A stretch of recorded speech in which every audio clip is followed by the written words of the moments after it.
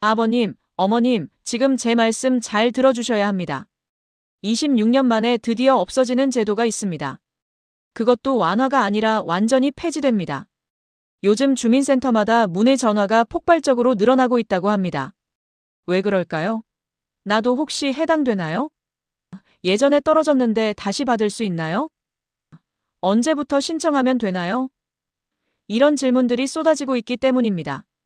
특히 자녀분이 있어서 기초수급 의료급여를 받지 못하셨던 분들, 가족이 있다는 이유만으로 억울하게 탈락하셨던 분들께는 정말 중요한 소식입니다. 그래서 오늘은 2026년부터 폐지되는 의료급여 부양비 제도에 대해 자세히 말씀드리겠습니다. 이 영상을 끝까지 보시면 어떤 제도가 없어지는지, 누가 새롭게 혜택을 받을 수 있는지, 언제부터 어떻게 신청해야 하는지 모두 알 수 있습니다. 그리고 구독과 좋아요는 무료입니다. 여러분의 클릭 한 번이 더 많은 분들께 이 소식을 전하는 큰 힘이 됩니다. 지금 바로 눌러주시면 감사하겠습니다. 자, 그럼 본격적으로 시작해보겠습니다.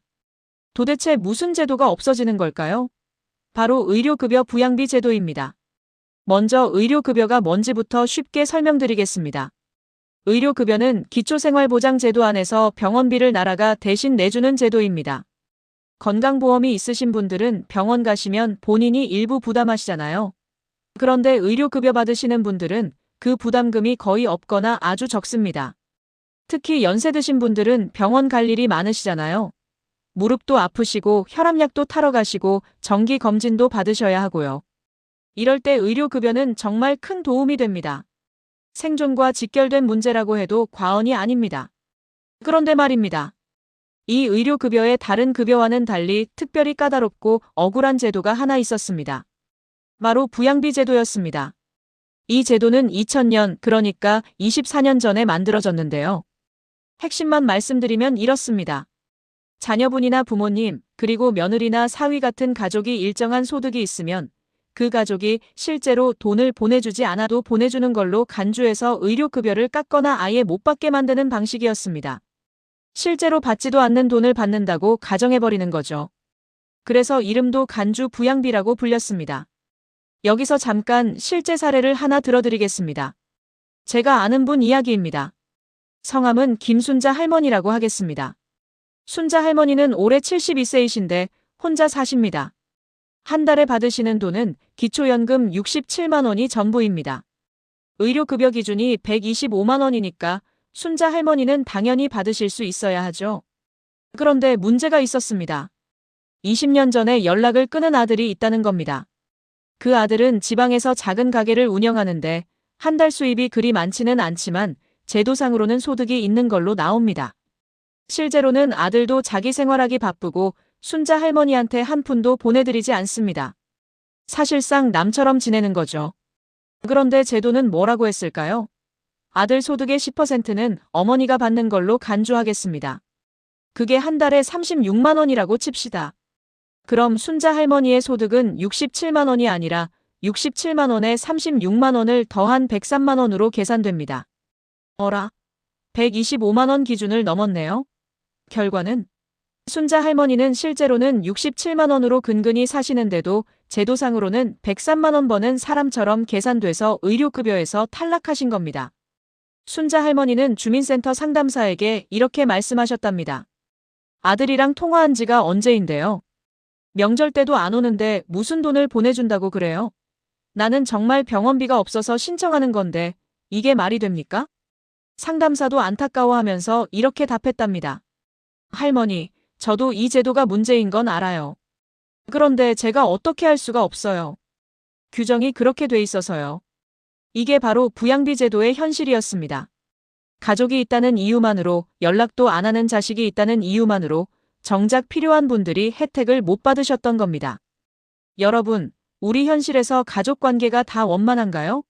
자녀와 연락이 끊기신 분도 계시고 형편이 어려워서 서로 도와줄 여력이 없는 가족도 있고 법적으로는 가족이지만 실질적으로는 남처럼 사시는 경우도 많습니다.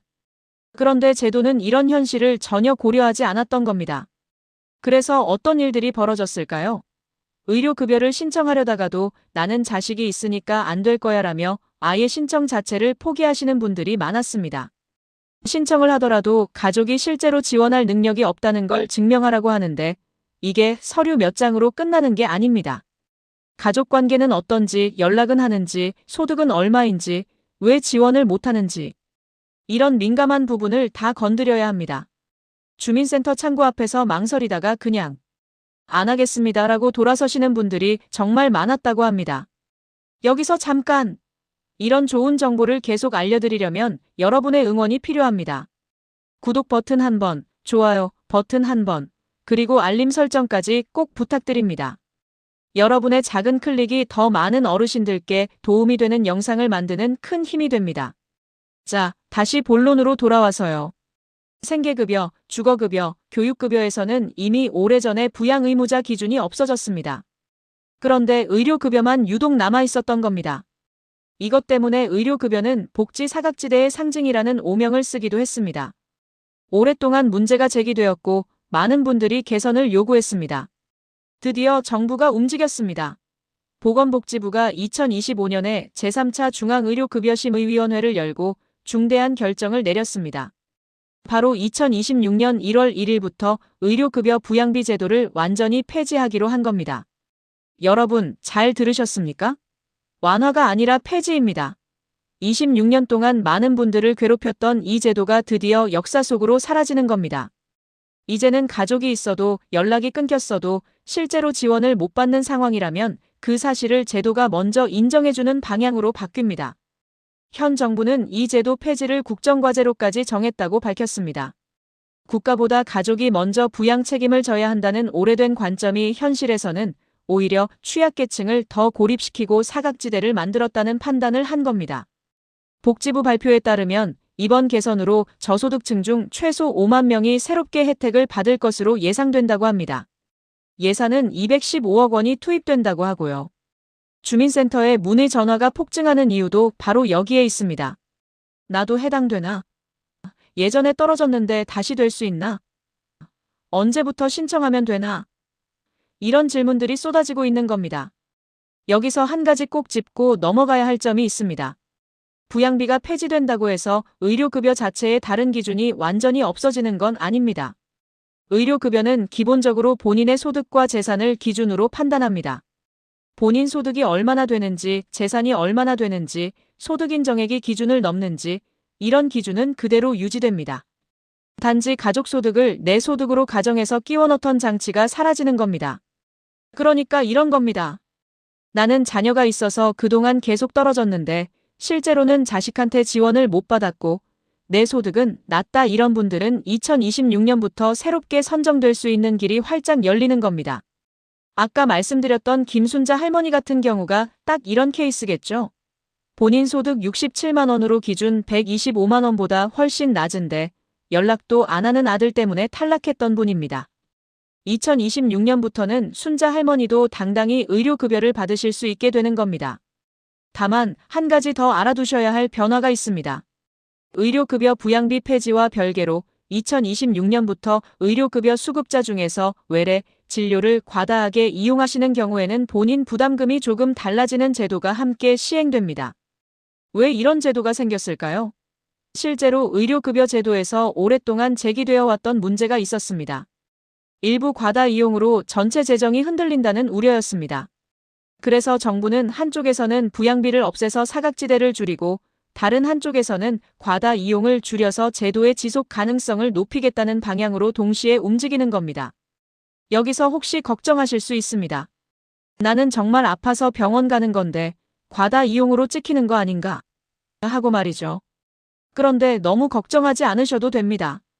기준이 1년에 365회를 초과하는 경우고 중증 질환이나 특별히 산정되는 경우는 제외되는 구조입니다.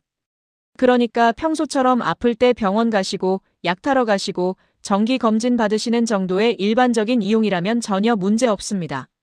다만 평소에 같은 병원을 반복적으로 너무 자주 다니시거나 약 처방 때문에 불필요하게 외래를 과하게 잡으시는 경우가 있는지 한 번쯤은 점검해 보시면 좋겠습니다.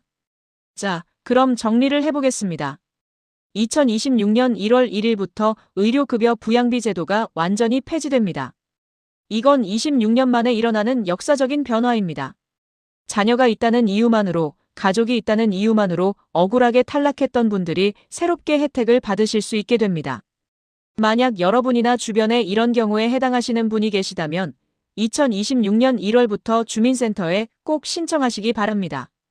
예전에 한번 떨어졌다고 포기하지 마시고 다시 한번 도전해 보시기 바랍니다. 제도가 바뀌었으니 결과도 바뀔 수 있습니다. 신청하실 때는 주민등록증, 통장 사본, 그리고 본인의 소득과 재산을 증명할 수 있는 서류를 준비하시면 됩니다. 자세한 사항은 주민센터에 전화하셔서 미리 확인하시면 더 좋고요. 요즘은 복지 상담사분들이 친절하게 잘 안내해 주십니다. 마지막으로 여러분께 질문 하나 드리겠습니다. 이번 부양비 폐지 어떻게 보십니까? 가족이 있어도 실제 지원이 없으면 국가가 도와야 한다는 방향이 맞다고 보십니까? 아니면 의료급여는 재정 부담이 큰데 너무 넓히면 나중에 문제가 생기지 않을까 우려되십니까? 여러분의 생각을 댓글로 남겨주시면 다음 영상을 만드는데 큰 도움이 됩니다. 그리고 오늘 영상이 도움이 되셨다면 구독과 좋아요, 알림 설정까지 꼭 부탁드립니다. 특히 주변에 이런 상황으로 어려움을 겪고 계신 분들이 계시다면 이 영상을 꼭 공유해 주시기 바랍니다. 카카오톡으로 보내주셔도 좋고 직접 말씀해 주셔도 좋습니다. 한 분 한 분께 정확한 정보가 전달되는 것, 그게 바로 우리가 서로를 돕는 방법입니다. 앞으로도 이렇게 중요한 제도 변화, 여러분께 직접 영향을 주는 복지 정책들을 누구보다 빠르고 쉽게 정리해서 알려드리겠습니다. 어려운 말 하나 없이 딱 필요한 정보만 쏙쏙 뽑아서 전해드리겠습니다. 긴 영상 끝까지 시청해주셔서 정말 감사합니다. 건강하시고 행복하십시오. 다음 영상에서 또 뵙겠습니다.